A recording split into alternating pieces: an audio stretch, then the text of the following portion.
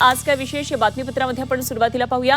आज लक्ष वेधून घेणाऱ्या 3 महत्त्वाच्या बातम्या आणि यामध्ये पहिली मोठी बातमी आहे ती म्हणजे जिल्हा परिषद आणि पंचायत समित्यांच्या निवडणुकीची। राज्यातल्या 12 जिल्हा परिषदा आणि 125 पंचायत समित्यांची मतमोजणी ही आज होणार आहे। निवडणूक आयोगाकडून मतमोजणीची तयारी आता पूर्ण झालेली आहे आणि सकाळी 10 वाजल्यापासून मतमोजणीला सुरुवात होणार आहे। बरोबर 1 तासानंतर हे निकाल यायला सुरुवात होईल।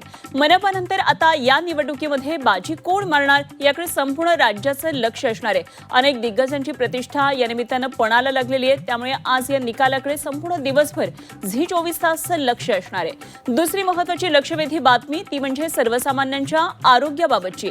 2.5 वर्षांपूर्वी सुरू केलेल्या पूर्ण मोफत उपचार या निर्णयापासून आरोग्य विभागाने आता यू-टर्न घेतलेला आहे आणि त्यामुळे आता राज्यातल्या सर्व सरकारी रुग्णालयांमध्ये उपचारांसाठी पैसे मोजावे लागणार आहेत। प्राथमिक आरोग्य केंद्रापासून जिल्हा व महिला रुग्णालयापर्यंत नवे दर लागू होणार आहेत, त्यामुळे आता गोरगरीब जनतेची परवड होणार आहे आणि या संदर्भात काय नेमकी आता प्रतिक्रिया उमटल्या ते पाहणं महत्त्वाचं ठरणार आहे। विरोधक हा मुद्दा लावून धरतात का? सर्वसामान्यांच्या आरोग्याशी निगडित हा प्रश्न आहे, त्यामुळे काय नेमके राज्यभर या संदर्भातले पडसाद उमटतात ते पाहायचे। आणि तिसरी मोठी बातमी आहे ती म्हणजे कोकणातून अंगणेवाडीच्या जत्रेसंदर्भातली। कोकणातील प्रति पंढरपूर अशी ख्याती असलेल्या अंगणेवाडीच्या जत्रेला आजपासून सुरुवात होतीये आणि 1.5 दिवसांची ही यात्रा आहे। मालवण तालुक्यातल्या मसुरे गावात अंगणेवाडी नावाची वाडी आहे आणि या वाडीमध्ये आई भराडी देवीची यात्रा भरते।